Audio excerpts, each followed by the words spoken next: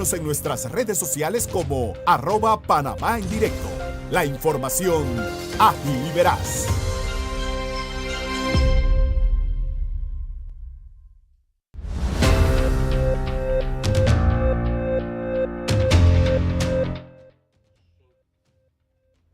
Son las 7:30 minutos. Bueno, ¿pero qué hago? 7:30 de la mañana, profesor. Óigame, les voy a leer algo, pero obviamente no les voy a dar nombre, ni me pidan que no se lo voy a dar.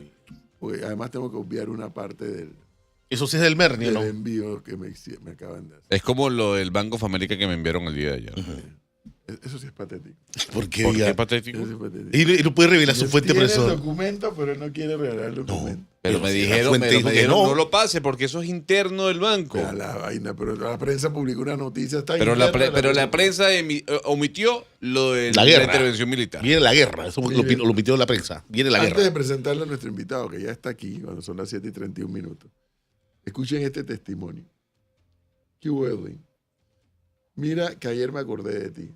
Soy de los que piensa como tú, que el panameño de a pie repite que el canal es de Rabiblanco, etcétera, etcétera, etcétera. En mi opinión, no solo es el de a pie, sino también el gran ramillete de acomplejados que existe en el país.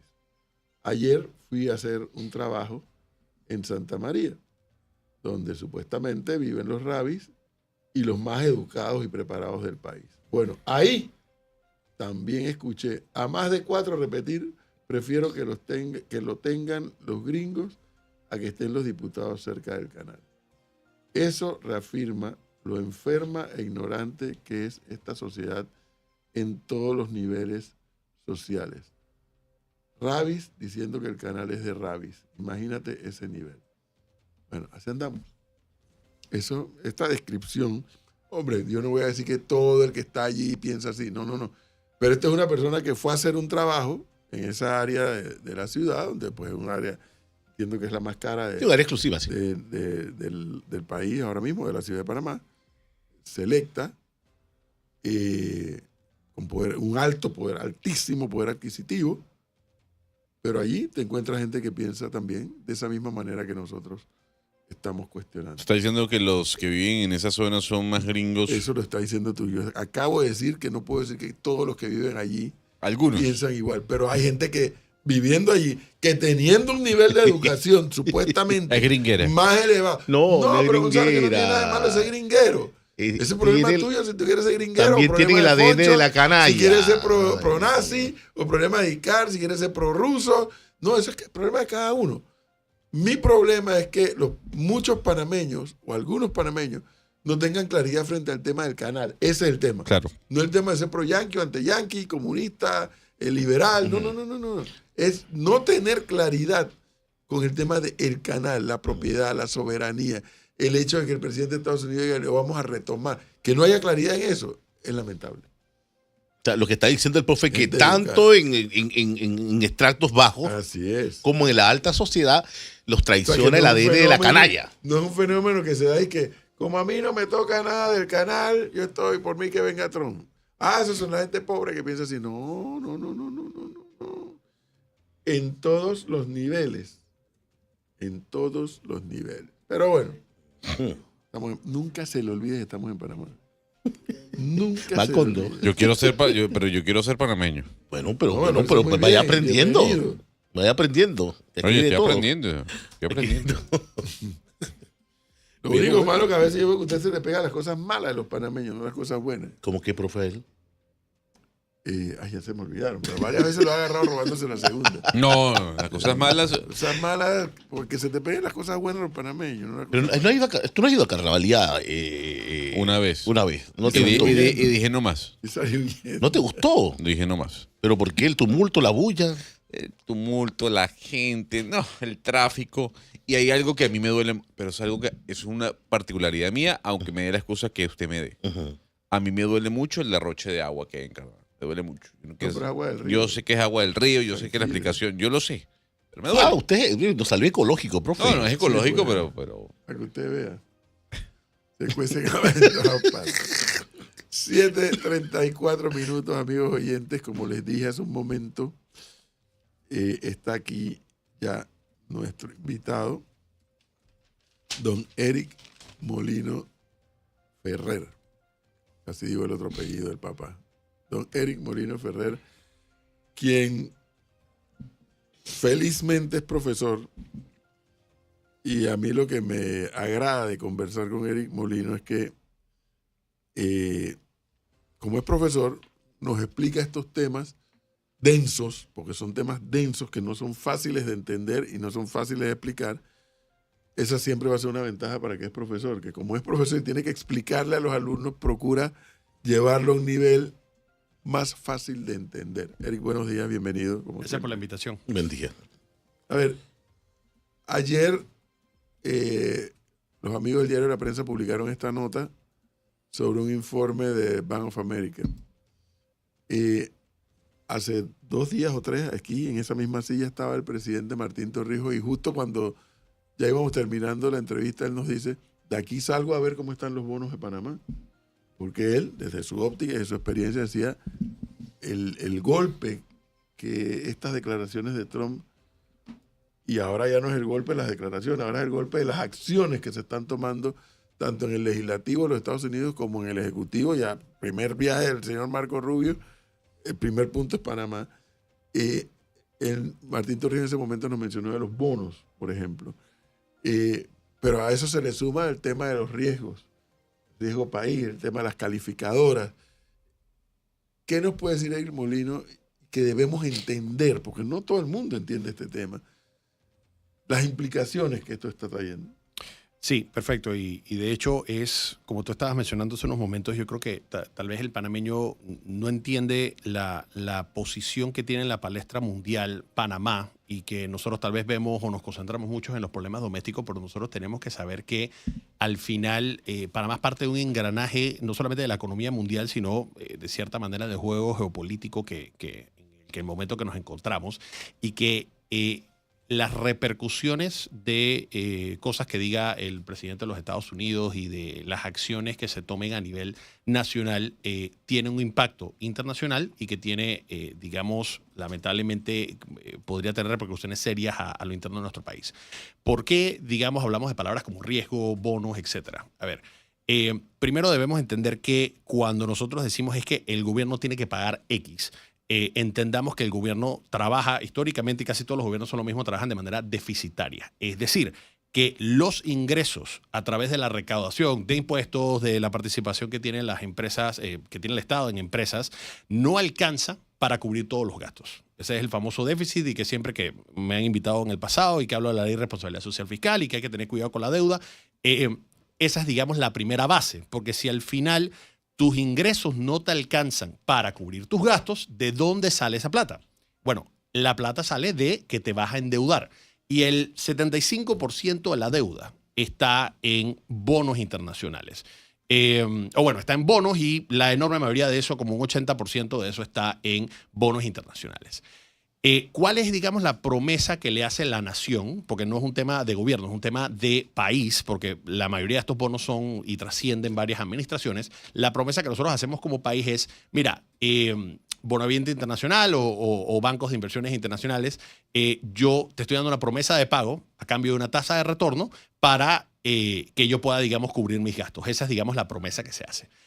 El tema con eso, y aquí es donde empiezan a entrar, por ejemplo, las calificadoras de riesgo, donde empieza a entrar el tema de grado de inversión, donde empieza a entrar el tema de la tasa de interés. Al final, lo que le importa a Bonaviente es que le pagues de vuelta. O sea, si él está escogiendo entre si le va a pagar el déficit a Costa Rica o si le va a pagar el déficit a El Salvador, a Guatemala, etcétera, una de las principales cosas que ellos quieren es, bueno, ¿cuál es el nivel de riesgo que yo estoy tomando como inversionista? Entonces, cuando ocurren cosas como, por ejemplo, tener un presidente de los Estados Unidos, decir que quiere retomar el canal y tienen una retórica un poco tú sabes, alarmista, al final, los tenedores de esos bonos, una de las primeras cosas que dicen es, oye, ¿está en riesgo que me repaguen o no esta deuda que yo compré? ¿O estará en riesgo la futura deuda que yo voy a estar comprando? Porque lo que le va a preocupar principalmente al bonaviente es de qué manera la República de Panamá me va a pagar. Entonces, estas son cosas importantes porque recordemos que con esa deuda o ese déficit, al final lo que se está financiando son los gastos de inversión en escuelas, en carreteras, en medicinas. Entonces, cuando nosotros estamos hablando de la deuda, estamos hablando que son cosas que le impactan a todos los panameños. Me gustó el ejemplo que diste de, por ejemplo, es que esto nomás impacta a ciertos sectores de la demografía del país. No, o sea, literalmente nosotros, como estamos trabajando en un déficit, necesitamos precisamente que exista confianza sobre la capacidad de repago que tiene la República para que precisamente esos fondos que van dirigidos a la construcción de infraestructura vial, para la construcción de hospitales, de escuelas, etcétera, sigue existiendo ese flujo para poder entonces cumplir con las metas sociales y económicas que tiene el país. Usted está hablando, profesor, 75% de la deuda está en bonos internacionales. De la deuda panameña. 75% de la deuda está en bonos y el 83% de eso es internacional. O sea, la enorme mayoría.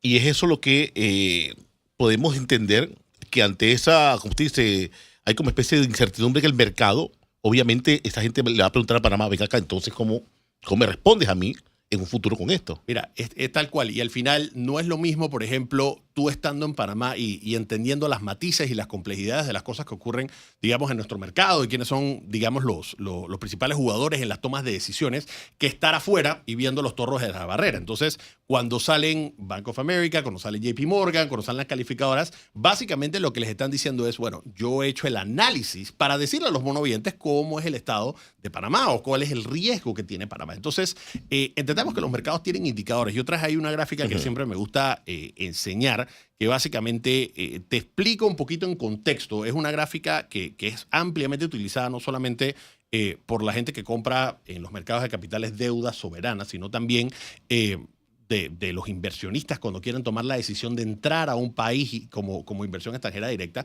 Y una de las cosas que tú ves es que hay claramente delimitados en estos últimos 2 años unos periodos claves en donde el riesgo del país se ha disparado. ¿Cómo se mide el riesgo del país? Normalmente tú dices, bueno, si yo compro un bono del Tesoro de los Estados Unidos, y a manera de ejemplo, y déjame darte un número redondo, si yo compro un bono del Tesoro de los Estados Unidos, que es libre de riesgo, porque hay una garantía de que Estados Unidos me va a pagar porque tienen una maquinita para imprimir plata y entonces me pagan mi bono. Eso me está dando a mí 5%, para dar un número redondo. ¿Cuánto por encima me tiene que dar Panamá, Costa Rica, Guatemala, etcétera, para yo decir, bueno, cuál es mi incentivo de, en vez de poner la plata a 5% segura, ponerla contigo y arriesgándome? Entonces, mientras más alta esa, digamos, tasa de interés, hay un mayor reflejo sobre la percepción del riesgo que tienen los inversores sobre el país. Y esa es la tasa a la que básicamente se van a definir los nuevos bonos. Entonces, para los radioescuchas y las personas que no están viendo, digamos, hay varios momentos claves, digamos, en los últimos 2 años. La primera es que se ve muy evidente en la gráfica que tú tienes que se dispara en las protestas ¿Podemos ver la de octubre. gráfica primera a la que se está refiriendo? Mira, y lo ve, y esto es información pública, y es información que, digamos, los economistas siempre le estamos dando seguimiento a esto, pero nos toca hacer docencia para entender las consecuencias reales de digamos, la percepción de riesgo a nivel internacional. En octubre de 2023, cuando inician las protestas, tú ves que hay un punto de inflexión entre Panamá y lo que llamaríamos los pares de Panamá: Costa Rica, Guatemala, República Dominicana, Paraguay. Sí. Entonces, ahí tú ves en donde estábamos más o menos a la par con estos países, lo estamos viendo en la izquierda de la gráfica, que Panamá de hecho está muy cerca, pero debajo de nuestros pares, pero empieza a subir y empieza a subir de manera acelerada. Empieza a subir en cuanto al riesgo. Empieza a subir en cuanto al riesgo. ¿Y qué significa el riesgo? Eso es lo que te mencionaba. La gente que tiene bonos actualmente de la República lo empieza a vender. Entonces, no necesariamente quiero entrar. A ver, Eric, mientras más arriba estás es más riesgoso. Mientras más arriba estás, más riesgoso eres. Y entonces, esta gráfica nos dice que para enero del 2025 estamos detrás de Colombia. Colombia. Mira, y si te das cuenta, han habido Cuando momentos. estábamos, perdón, Eric, y cuando estábamos en agosto del 2023, estábamos Por debajo de todo el mundo, excepto Paraguay y, bueno, por debajo de Perú. Y mira, y digamos, aquí hay varias cosas interesantes que decir. Y me gusta hablarlo, digamos, desde el punto de vista cronológico. Empieza a aumentar el riesgo. Entonces tuvimos un punto de inflexión en donde, por ejemplo, empiezan las protestas de octubre y empieza, digamos, a escalar el riesgo. Y llegamos, si te das cuenta, al mismo nivel de Colombia. ¿Por qué pasa esto? Bueno, porque, entre otras cosas, y esto está claramente, digamos, hay una trazabilidad con todos los reportes de las calificadoras en los últimos años diciendo, hay una preocupación por el endeudamiento que está teniendo el país, por el déficit, por el uso que se están teniendo los gastos. Y la respuesta que había estado dando la administración anterior es, bueno, no te preocupes porque yo estoy creciendo rápido y entonces yo también voy a tener unas regalías que me está dando la mina. Entonces eso va a ser, digamos, la solución a, digamos, los problemas. Eso es lo que era, digamos, la narrativa que estaba dando la administración anterior y que de cierta manera transmitía tranquilidad a las calificadoras de riesgo. En el momento que empiezan a ver las protestas, y esto, digamos, es una evidencia tan clara cuando lo ves en la gráfica, que entonces las personas se empiezan a preocupar, que eventualmente acaban, digamos, con el cese de la mina y todas las cosas que ya nosotros conocemos. Entonces llegamos a un nivel de riesgo igual que el de Colombia. Entonces, ahí es donde viene Fitch, y es lo que estás viendo en marzo de 2024, que Fitch le rebaja la calificación de riesgo a Panamá un poco diciendo, a ver, nos preocupaba la caja del Seguro Social, nos preocupaba el déficit, nos preocupaba el nivel de endeudamiento. Y tú me decías a mí que la solución, entre otras cosas, era tu crecimiento acelerado y que tenías, digamos, una nueva fuente de recaudación a través del proyecto de la mina. Y al tener un cese de digamos, las operaciones de este proyecto, ¿de dónde va a salir ahora el fondeo? Y Panamá no tiene respuesta a ninguna de esas cosas. Y Fitch toma la decisión de rebajarle la calificación, el grado de inversión a Panamá, y básicamente le dice, es que tú te has estado pareciendo más a Colombia y te has estado pareciendo menos a estos países que no son grado de inversión, porque entendamos que República Dominicana, Costa Rica, Guatemala, en su momento Paraguay, que ahora sí es grado de inversión, eran países percibidos como menos riesgosos que Panamá. Entonces te la dejaban un poco de que, mira, esta gente no es grado de inversión y es menos riesgoso que tú. ¿Cómo yo te voy a dejar a ti como grado de inversión? Entonces, desde entonces nos hemos ahí mantenido, digamos, entre un sube y baja. Una de las cosas que yo estoy poniendo, por ejemplo, hacia la gráfica de la derecha, y ahí, digamos, es un mensaje importante también a que los diputados entiendan el impacto de las cosas que ellos deciden y sobre ellos también involucrarse en temas de finanzas nacionales. Lo que tú estás viendo que entre a finales de octubre y a principios de noviembre, empieza a subir de vuelta el riesgo país después de haber estado bajando un poco, y empieza con un tema de las conversaciones sobre el presupuesto.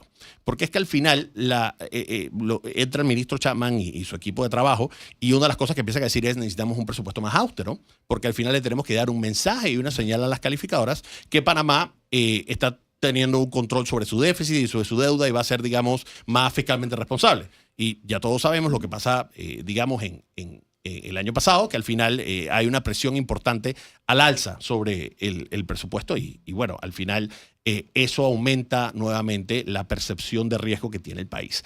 ¿Cuál es el problema? Que a esto ahora se le suma nuevamente los problemas que estamos teniendo con la Caja del Seguro Social, los problemas ahora que estamos teniendo con Trump. Entonces, Panamá está en una situación no solamente doméstica, sino a nivel internacional, que ese 75% de la deuda que nos compran a nosotros está viendo a Panamá que tiene muchos problemas económicos sobre el tapete y que la incertidumbre lo que hace es agravar el problema. Ese monitoreo constante que usted lo está explicando, profesor, o sea, ¿cómo se traduce en el día a día del panameño? Excelente. A ver, esto es directamente relacionado con la tasa de interés que paga el país sobre su deuda. Es decir, al final lo que yo estoy diciendo es, a mí no me alcanza mis ingresos para poder financiar la operación del Estado, para poder construir los proyectos de inversión, para poder pagar las operaciones y mantenimiento del Estado. Entonces, cuando yo voy a pedir deuda, al yo ser percibido como más riesgoso, el interés que me va a cobrar el bono habiente va a ser mucho más alto. Y entendamos nuevamente, yo creo que este principio es importantísimo. La deuda no es gratis. Y no es gratis porque cuestan intereses. Y nosotros al año estamos prácticamente pagando en intereses lo que recauda el canal o lo que aporta el canal, mejor dicho, lo que aporta el canal como dividendos al Estado. Entonces, no es que la plata entra del canal y se va directamente a pagar intereses, pero es el mismo monto.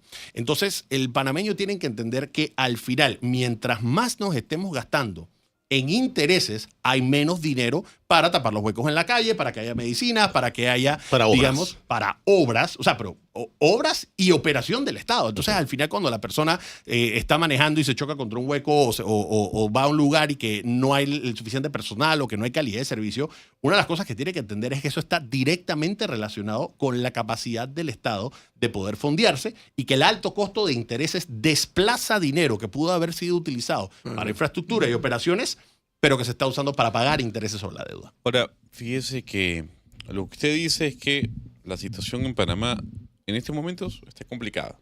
Bastante complicada. Y es una realidad.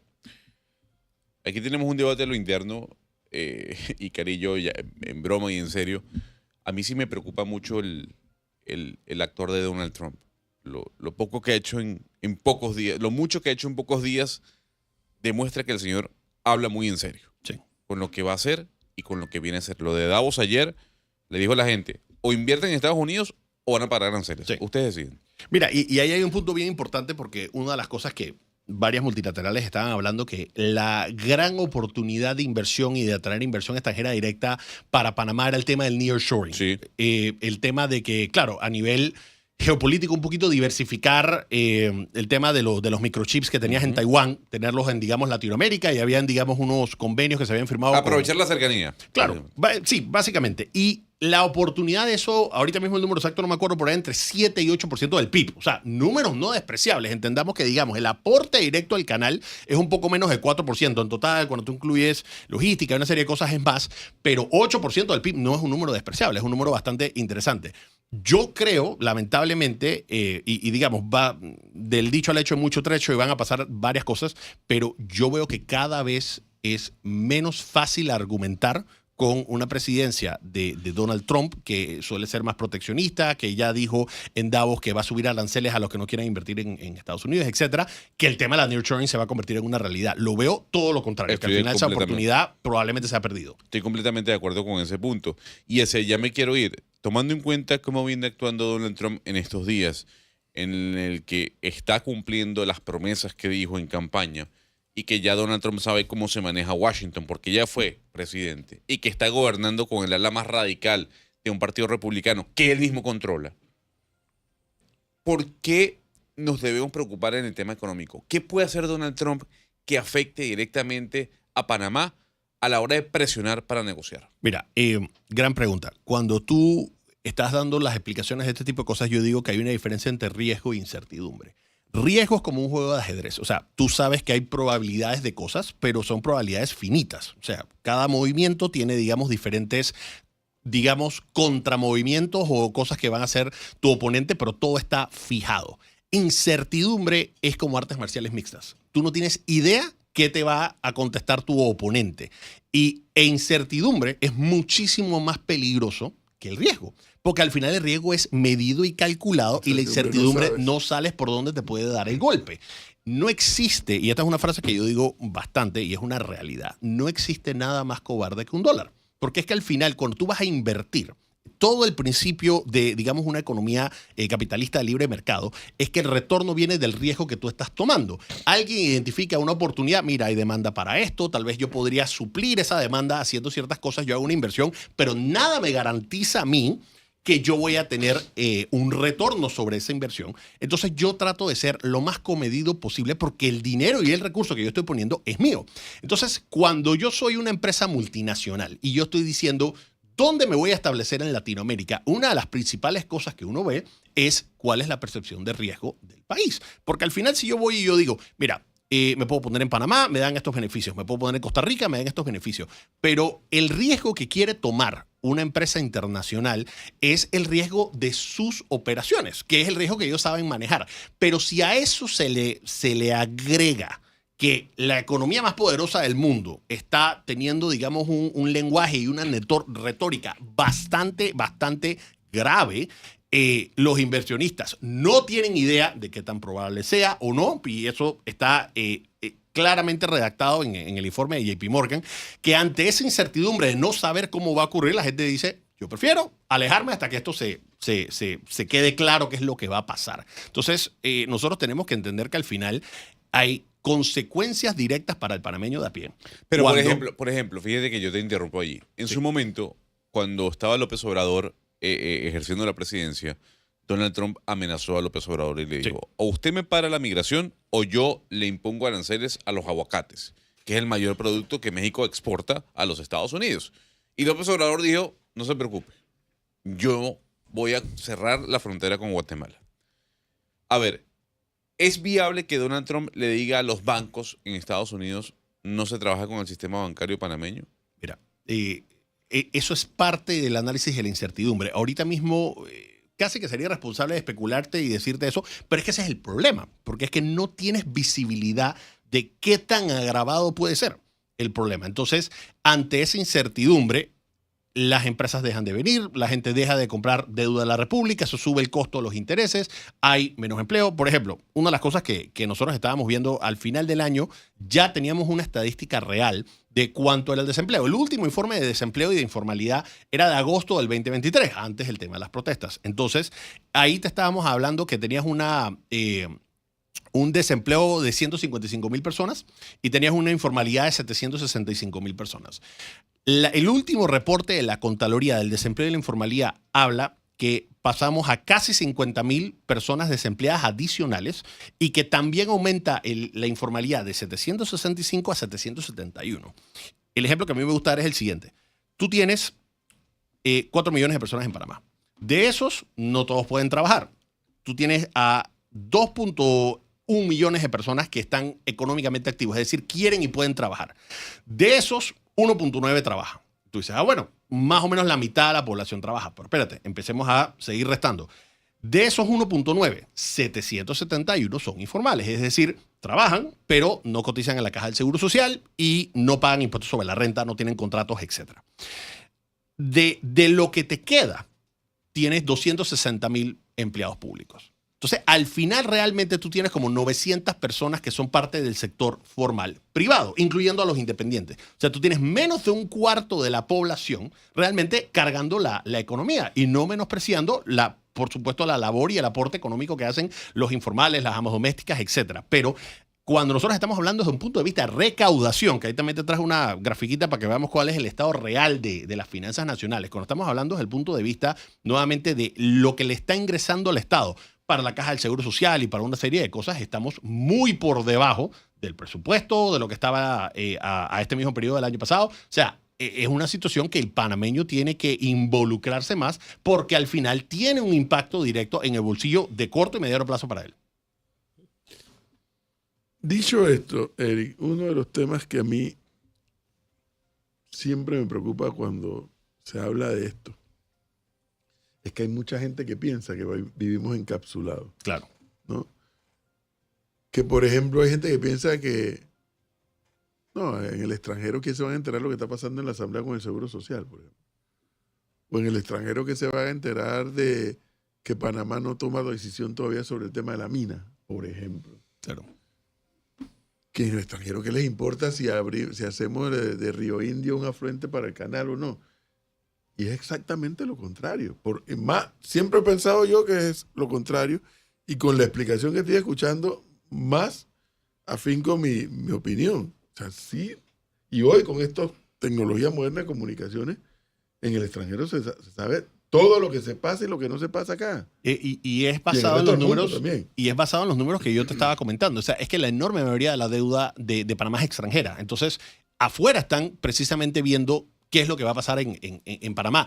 Y no solamente son los bonohabientes, también son las empresas que están interesadas en evaluar a Panamá como destino de inversión. Entendamos que históricamente la inversión extranjera directa ha aportado más a la economía, inclusive que el Canal de Panamá. Ha habido algunos años en donde la inversión extranjera directa como aportador del PIB ha promediado más de 10%, más de 8%, que al final usa el engranaje, por supuesto, del canal y de todas las cosas. Y Panamá, digamos, una de las cosas más contundentes que ha tenido como, digamos, políticas públicas en los últimos 20 años fue la ley de la sede de empresas multinacionales, donde atrajo a casi 200 empresas multinacionales y ha sido una gran fuente de trabajo para panameños y aportador a la economía. Pero hoy en día el mensaje que se está dando, digamos, ante todas las cosas, aumenta la percepción de riesgo del país y las empresas multinacionales dicen, ¿por qué me voy a establecer ahí? No sé si podríamos poner un segundo el cuadro de la recaudación, porque ese cuadro de recaudación, una de las cosas que te dice como mensaje es que al final tú tienes dos cosas. Lo primero es cuánto fue tu recaudación contra el presupuesto. Y ya nosotros sabíamos de salida, y te voy a dar una matemática muy sencilla. Yo a veces les digo a las personas que la economía no tiene que ser difícil, ni de ecuaciones diferenciales, ni de cosas complicadas. Históricamente, el ingreso es como 17% del PIB aproximadamente y el gasto es como 22% del PIB. Ya con eso, sabes que hay una diferencia de 5% porque tienes 22% de gasto normalmente por arriba del ingreso. El tema es que cuando están haciendo los presupuestos, tienes que tomar en consideración cuánto va a crecer el PIB. Y entonces todo el mundo estaba apuntando a que el crecimiento de Panamá en el 2024, por todas las cosas que ya hemos mencionado, iba a decrecer y que no iba a estar creciendo a la velocidad que había estado creciendo los años anteriores, que creció 15, 12, 7 y después cerró en 2 y Ya tanto tenemos por la ciento. gráfica, Foncho. 2 y tanto por ciento. Pero el presupuesto subió casi 11%. Entonces, ya de por sí los presupuestos tienen incluidos un déficit. Pero si tú vas a crecer menos, ¿cómo tú te vas a poner un presupuesto que es 4 veces el crecimiento? La realidad entonces es que ahora cuando tú estás viendo cuánto es la recaudación hasta noviembre, porque todavía no ha salido el informe de diciembre, que bueno, que incluye la recaudación del canal y una serie de cosas, pero cuando tú te pones a ver cuál es, no, es la otra, porfa. Cuando nosotros nos podemos a ver cuánto es la recaudación que tenía el país versus el mismo periodo del año pasado y cuando estamos viendo cuánto era contra el presupuesto, está todo en rojo. Entonces, tú tienes, por ejemplo, que la recaudación contra el presupuesto está 21% por debajo. Y es que, claro, o sea, no nos llamemos a engaños. Al final se presupuestó que el ingreso del año pasado en el 2023 iba a ser muchísimo más alto para compensar de que el aumento en el para, digamos, cómo los diputados lo analizan. Estos son los gastos que yo quiero. Entonces, al final, bueno, yo voy a poner que el ingreso va a balancear de cierta manera estos gastos. Pero entonces tú estás viendo acá que en casi todos los impuestos recaudaste mucho menos de lo presupuestado. Cayó el impuesto sobre la renta jurídico, natural, los dividendos, los avisos de operaciones, en ITBMS de importación, impuesto selectivo de consumo. Todo está mucho más bajo contra el presupuesto. Pero a ver, siendo objetivos, tú dices, esto no debió haberle sorprendido a nadie por lo que ya yo expliqué, porque se aumentó el presupuesto al no considerar que el crecimiento del PIB iba a ser mucho menor. Pero bueno, entonces ahora compáralo con cuánto era al mismo periodo de noviembre del 2023. Todo esto en millones. Todo esto es bueno, esto está en miles. Entonces, cuando estás viendo 3 millones.5 es 3.5 mil millones. ¿Ok? Entonces, ¿cómo estábamos contra noviembre del 2023 en noviembre del 2024? Estábamos 14% por debajo. O sea, inclusive estábamos recaudando menos a ese mismo periodo que lo que se había hecho en ese momento el año pasado. Así que ya no es un tema de que el presupuesto estaba inflado, ya es un tema real en cuanto al pago. Entonces la pregunta es, ¿por qué nosotros entonces recaudamos menos? Y hay una serie de factores. Sí hubo, para ciertos rubros, no sé si tú te recuerdas que hubo un adelanto en el pago de los impuestos. Esa fue una de las últimas cosas que hizo la administración. Eso fue un poco para cubrir el déficit. Ahí hay un poquito de maquillaje que hicieron los compañeros antes de salir de la administración pasada. Pero aparte de eso, una de las cosas que tú estás viendo es que se nota el impacto negativo que ha tenido en la economía la desaceleración. La gente, tú por ejemplo has invitado al profesor Hughes varias veces acá y te hablan de un tema de evasión, que a ver, la evasión es un tema, por ejemplo, Camilo Valdés yo creo que ha hecho un gran trabajo en caerle a la evasión y han hecho, digamos, en todos los niveles han hecho varios operativos para caerle a eso. Eso es importante que se haga. Pero de todas maneras, tú tienes un tema que si tú quieres aumentar la recaudación, no es un tema de subir el ITBMS como han propuesto, digamos, algunos diputados para el tema de la Caja del Seguro Social. Eso, de hecho, impacta más al panameño. Pero lo que tienes que hacer es que tienes que aumentar la base y tienes que aumentar la actividad económica. Si tú quieres que la recaudación suba para que baje el déficit y baje el endeudamiento, lo que tú tienes que hacer es tener más empresas operando y tienes que tener más empleos formales que estén contribuyendo al fisco. Pero lamentablemente ahorita estamos en una situación donde al revés ahora mismo. Estamos al revés y estamos lamentablemente en una situación que, como tú bien dijiste, nos están viendo desde afuera y que la gente que nos está viendo, que está haciendo los reportes para que la gente que compra la deuda de la República, lo que está viendo es riesgo por todos lados porque está rojo por todos lados. Riesgo e incertidumbre. Riesgo e incertidumbre. Que no son iguales las dos. Me alegro que se haya captado el concepto porque yo creo que sí es bien importante ver la diferencia.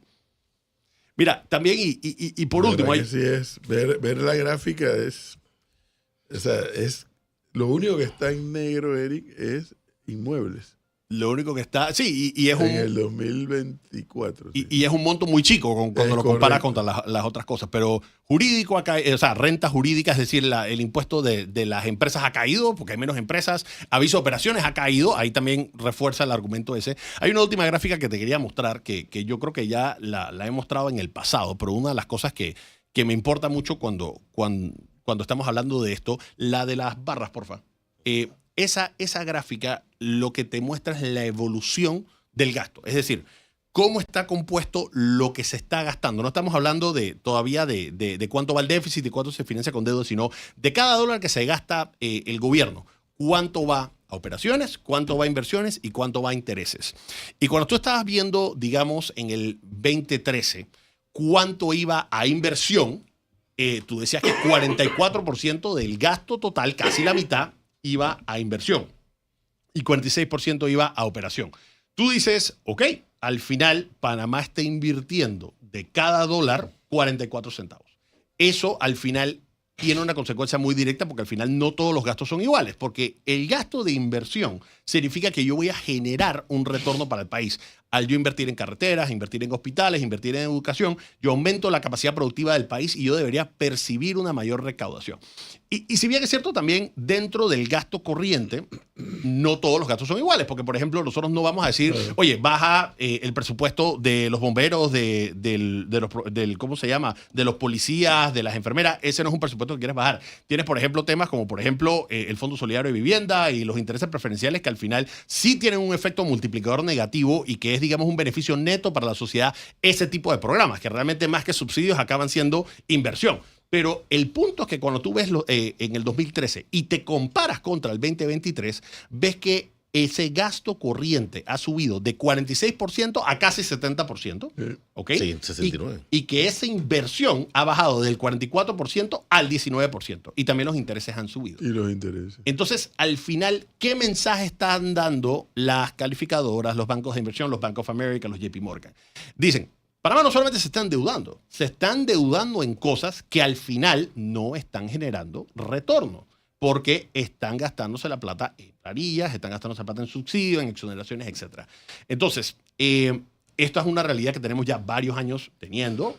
Yo, y lo digo públicamente, yo pienso que esta administración desde el punto de vista económico ha, digamos, tomado pasos firmes en tratar de desacelerar esto, pero es un efecto acumulado desde hace muchos años y están contra la marea. Para ahí un segundo, porque una de las cosas que hizo esta administración, Mulino, con el ministro Chapman, casualmente, una de ellas es que genera sentimientos encontrados, ¿no?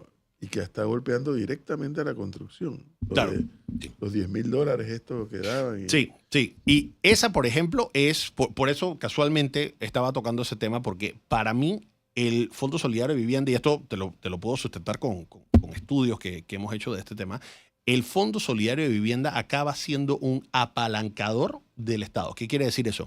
En el Fondo Solidario de Vivienda, en el 2023, el Estado aportó $66 millones, pero eso dio como resultado una inversión del sector privado de más de $370 millones.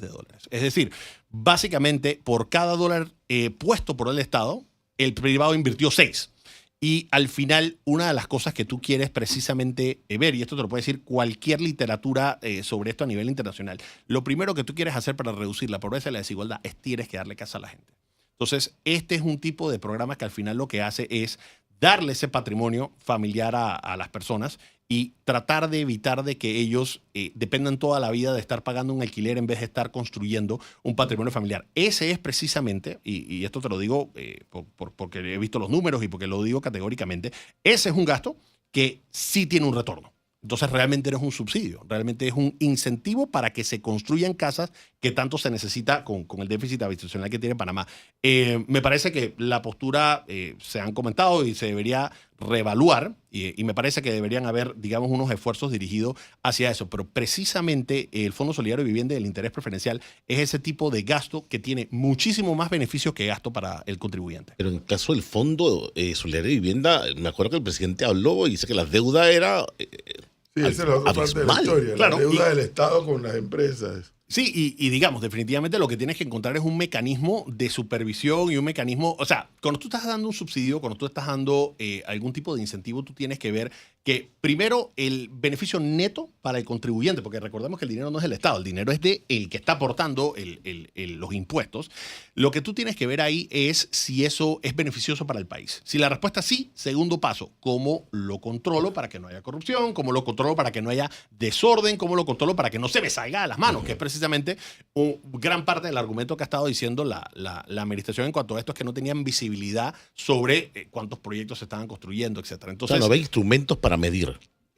A ver, al final lo que acababa pasando, y esto lo ha dicho mucho la banca, es, oye, yo financiaba los intereses preferenciales y después no me los pagaban. Que entonces al final ellos dicen, oye, yo voy a salirme un poco de este programa porque al final yo soy el que está cargando con, digamos, este programa que tiene el Estado. Entonces, si bien es cierto, el programa no es perfecto, no porque el fondo está mal. El espíritu del proyecto es positivo y es beneficioso para la población. Lo que hay que hacer es obviamente tener mejores controles para que al final no se preste para juega vivo, para que al final no se preste para que entonces los bancos sean los que estén cargando la deuda del Estado y que por supuesto el contribuyente, yo creo que es lo más importante, el contribuyente sienta que al final se le está dando buen uso al dinero que ellos están haciendo, porque gracias a eso se han hecho programas de acueducto, programas de saneamiento, se le ha acercado electricidad a áreas rurales. O sea, el índice de ruralidad que lo mide la CEPAL y que lo mide el BID, ha bajado drásticamente en los últimos 10 años y hay una correlación directa entre eso y el Fondo Solidario de Vivienda, el interés preferencial, porque es que gracias a eso que se han podido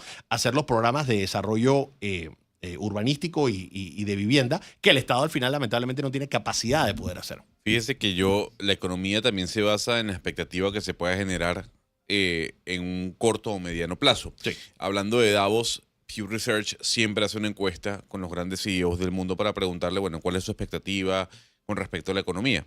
La hicieron este año y más del 57% de los CEOs de las empresas más importantes del mundo dicen la economía va a mejorar en el planeta.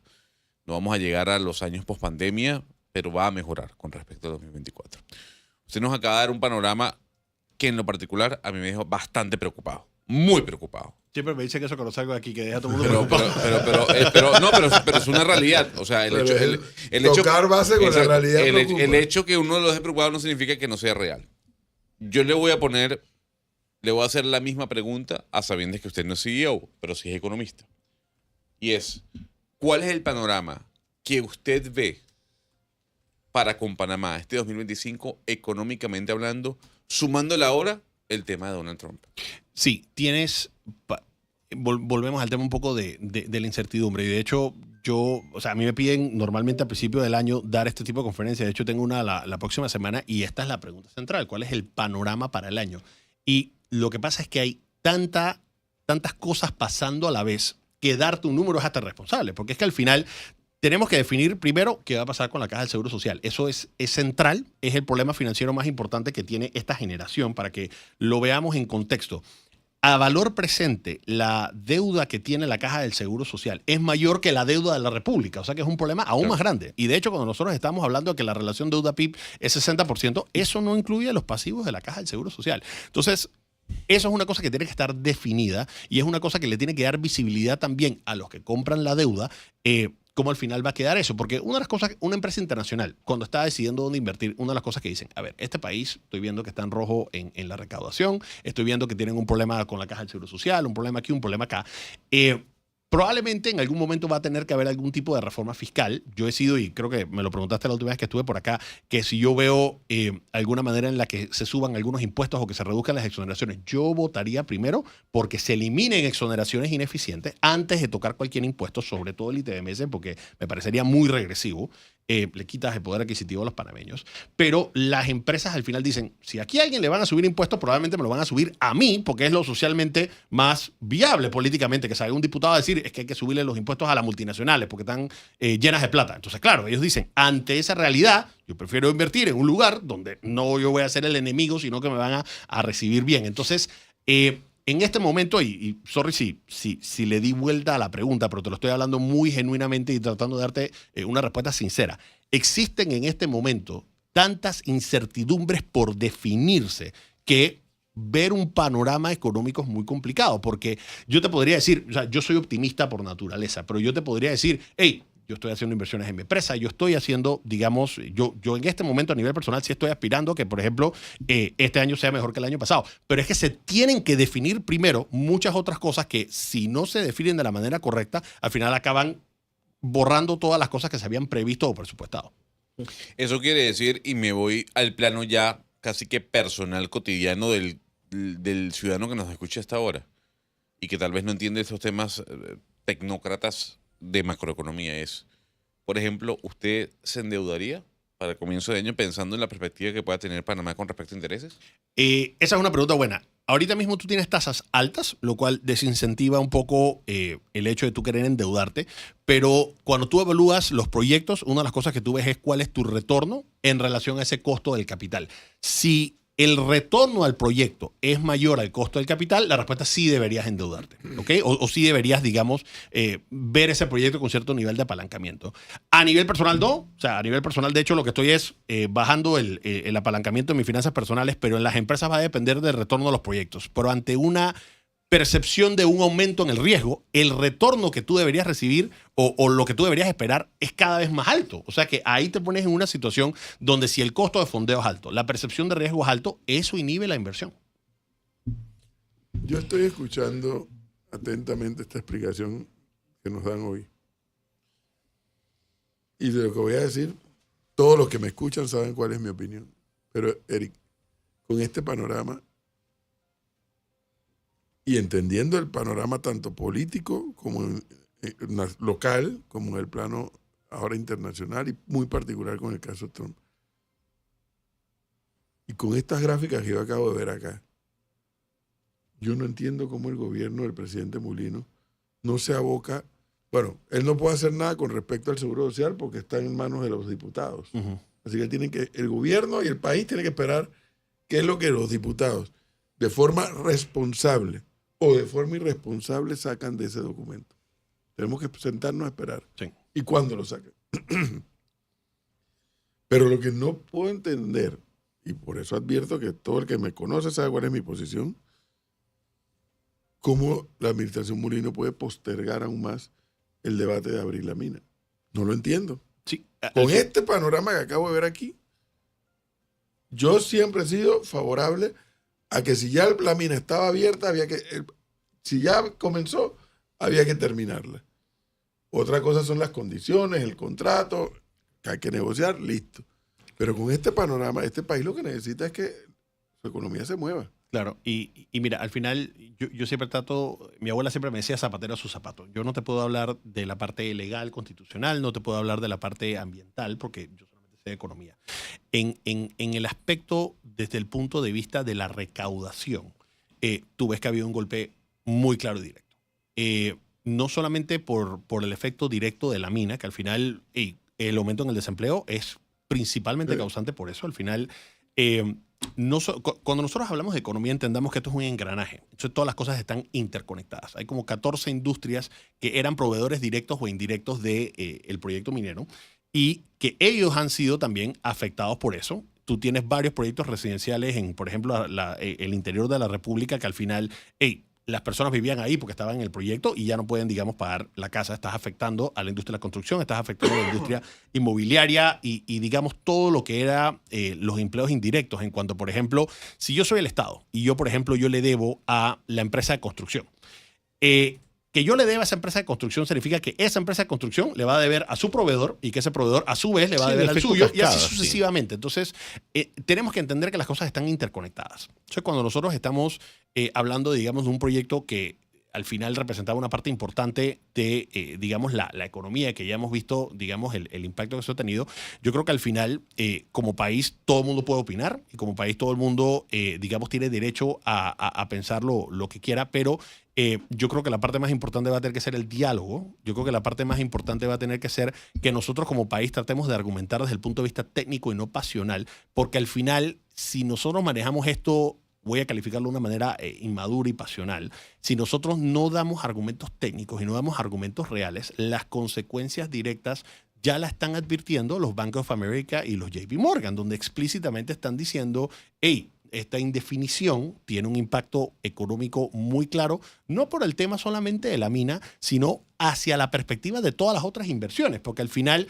entendamos que tal vez a nivel doméstico se entendían mejor las matices detrás de todo el tema de las protestas, para bien o para mal, pero a nivel internacional la percepción contundente fue Panamá no respetó la estabilidad jurídica. O sea, y eso es una realidad. Entonces, al final, nosotros, yo creo que el tema de la mina es probablemente uno de los próximos temas que se toque después del tema de la caja del Seguro Social, y va a ser uno de los temas más contundentes, porque al final estamos hablando de una empresa que contribuía a una parte importante del crecimiento económico, y que al final ya está aquí. Una cosa es decir, es una empresa que está aquí, con la que hay que dialogar y con la que hay que ver cómo se consiguen mejores términos y condiciones para la República y para el país, y que sea, digamos, de mutuo beneficio. Pero otra cosa es decir, voy a empezar a traer inversión, que las cosas toman tiempo en desarrollarse, que las cosas, en verdad tienes otras alternativas. Costa Rica le está tendiendo la carpeta roja o la alfombra roja a todos los inversores, y la inversión se está yendo a otros países que no son Panamá. Entonces, yo creo que nosotros debemos tener una conversación bastante objetiva y bastante, digamos, científica y técnica, tratar de ser lo menos pasionales posible y decir, hey, realmente cómo nosotros podemos dialogar y tener algo que sea de beneficio para el país, porque al final estamos en una situación complicada. Y ya que lo mencionas, a mí se me antoja pensar, Eric, que varios vecinos del vecindario se estarán frotando las manos. Totalmente, totalmente. Panamá tenía, digamos, un mensaje muy claro a los inversores. En Panamá hay el dólar, en Panamá hay impuestos bajos, en Panamá nosotros tenemos el canal. En Panamá somos grados de inversión. Ese era, digamos, el mensaje y el pitch que nosotros le hacíamos a los inversores internacionales. Ahora, a nivel internacional dicen y sigues teniendo el canal. O sea, eso es una cosa que categóricamente es una cosa que no es que los vecinos nos deseen el mal, y no quiero que esto se convierta en una controversia diplomática internacional. Pero al final, ciertamente, cuando tú estás compitiendo por recursos y por inversión, tú no le vas a necesariamente meter una zancadilla a tu competencia, pero si se cae no lo recoges. Entonces, al final tienes que el principal, digamos, beneficiario de que a Panamá le vaya mal son nuestros países vecinos, y nuestros países vecinos están viendo que Panamá, en lugar de tener, digamos, políticas orientadas hacia la atracción de la inversión o crear estabilidad jurídica o reducir el riesgo, está haciendo lo contrario, y ellos están, digamos, enfocándose en eso. Yo, digamos, y nuevamente, para ser, digamos, justos con los players que están ahorita mismo en la administración, tienes que entender que esas son cosas que llevan años ocurriendo, y que, digamos, esto es un efecto digamos, de desgaste, y que están contra, ¿cómo se llama?, la loma. Pero esto trasciende, digamos, un discurso político partidista. Esto es un tema como nación que nosotros tenemos que hacer docencia, involucrarnos más, aprender a hablar de estos temas sin pasiones, y el punto es el diálogo. El punto aquí al final es entender qué es lo que nosotros como país queremos ser, y para poder cumplir las metas sociales y nacionales que nosotros tenemos, tiene que venir acompañado de una sostenibilidad económica. Y esa sostenibilidad económica viene creando empleos, viene atrayendo inversión, tanto local como internacional, y viene respetando un Estado de Derecho y una estabilidad jurídica para que todo el mundo se sienta cómodo. Pero respetando, o sea, por encima de intereses partidistas, y yo digo también populistas. Populistas. Sí, porque aquí de verdad el tema del seguro, que en estos momentos sigue todavía en boga, tiene casualmente ese componente. Y yo me quedo, profesor, con el tema de lo que pasó con la mina y el mensaje que se dio fuera. O sea, en Panamá no se respeta la seguridad jurídica, pero todo lo que trajo consigo esto, llegar a la corte, la violación de 25 artículos, una serie de temas, o sea, al final también, o sea, el hilo es largo. De todo lo que sucedió. Pero aquí, digamos, nosotros estábamos mucho más claros de las matices. No la estábamos escuchando a través de otra persona. A nivel internacional, ellos lo escuchan a través de un Bank of America, de un JP Morgan, de las calificadoras de riesgo. Y ellos, o sea, el rol de la calificadora de riesgo, para que quede muy claro, es: yo me debo a los tenedores de bonos. Es decir, yo le voy a dar una señal a los tenedores de bonos que la República de Panamá es o no es buen crédito. Ese es todo el punto de una calificadora. ¿Ok?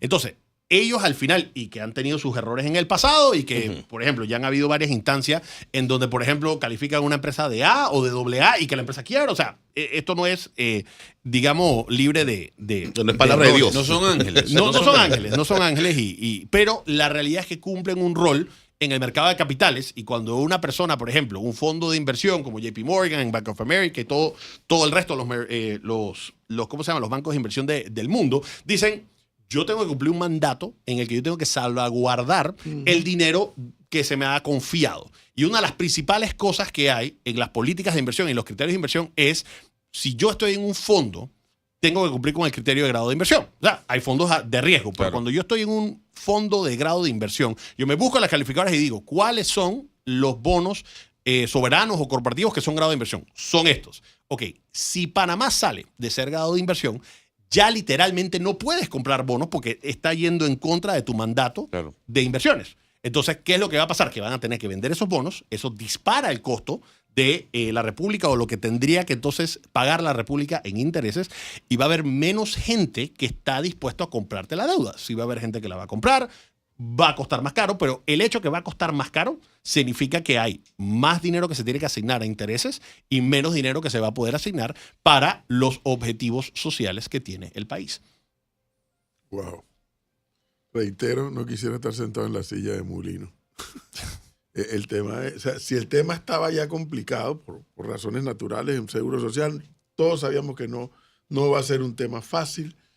El tema de la mina luego de aquella crisis no va a ser fácil porque, bueno, como dice nuestro invitado, bueno, se respetan las opiniones de aquellos panameños que piensan diferente a cada uno de estos temas.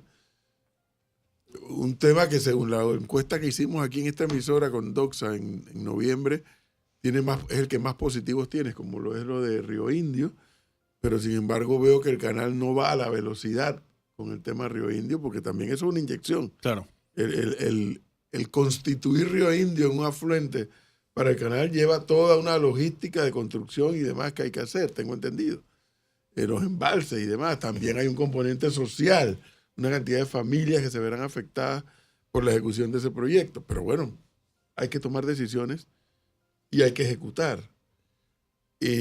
Con esos tres temas solamente, sin hablar de otros, se viene ahora el señor Trump y arremete contra Panamá de que voy a retomar el canal, de que y entonces me imagino no, nuestro invitado nos lo ha explicado en la primera parte de su intervención, entra en pánico el dólar. Sí, y ya, como dice el refrán, que ya éramos muchos y la abuela parió. Así mismo. Dale la abuela. Así es, entonces no es un tema fácil de administrar para el que está en función de gobierno. Claro. Le hace el presidente, le hace el ministro de Economía, como dice Gonzalo, los halcones, que no son muchos, por cierto, porque este es un país muy sui generis también. Sí. Yo lo he dicho muchas veces. Cuando hay grandes temas, pocas veces tú ves a los sectores, llámales independientes o empresariales o profesionales, en decir, oye, lo que el gobierno está planteando es válido. Y hay que tomar ese camino. Pocas veces ocurre eso. Porque entra el matiz político. No es que yo no quiero que me identifiquen como progubernamental. Pero fíjense algo, amigos oyentes. Ni el Seguro Social, ni resolver el tema de la mina, ni el ejecutar el proyecto Río Indio, ni enfrentar ahora el tema Trump, es un tema de trofeo político para Mulino, es un tema país. Es correcto. Mulino se va en el 2029 y vendrá otro presidente. Mira, nosotros si queremos dar la imagen y la señal de que somos un país maduro, tanto democráticamente como socialmente, lo que nosotros tenemos que, precisamente en este momento, donde las consecuencias, o sea, tener consecuencias malas para la administración actual no va a beneficiar a ningún partido político, porque al final van a recibir un país mucho peor de lo que está. Entonces, yo creo que ahorita mismo lo que nosotros tenemos que hacer como país es unirnos. Obviamente, no significa que vamos a ciegamente seguir todo lo que se está planteando. En una democracia es importante que haya el debate de las ideas, pero ese debate de las ideas tiene que tener, nuevamente, un matiz técnico, un matiz que esté sustentado en la objetividad. Y yo siempre soy, digamos, de la opinión que dato mata relato. Siempre hay su grupo de gente que anda digamos, con sus fake news y diciendo cosas que no son y que se quieren aprovechar que andan políticamente. arrastrando la manta permanentemente, pero bueno, eso Claro. se respeta también. Para decir, digamos, una nota optimista y que no digan que cada vez que vengo le pongo de mal humor a la gente. Yo pienso, yo soy, aunque no parezca, yo soy optimista por naturaleza. Y yo pienso que al final uno tiene que pararse todos los días y tratar de dar su pequeño granito de arena y que el efecto compuesto de que cada uno de los panameños haga eso y tratar de, digamos, tomar mejores decisiones, tratar de fiscalizar a las personas que están... Tomar decisiones. Claro, o sea, y esa es la más importante. Al final, la inacción es al final lo que más molesta. Cuando tú eres médico, tú sabes que estás contra el tiempo y hay un sentimiento de urgencia sobre las cosas. Entonces, sí, hay que hacer estudios y cosas como que para tomar una buena decisión, pero hay veces que tú tienes que tomar una decisión para salvarle la vida a un paciente.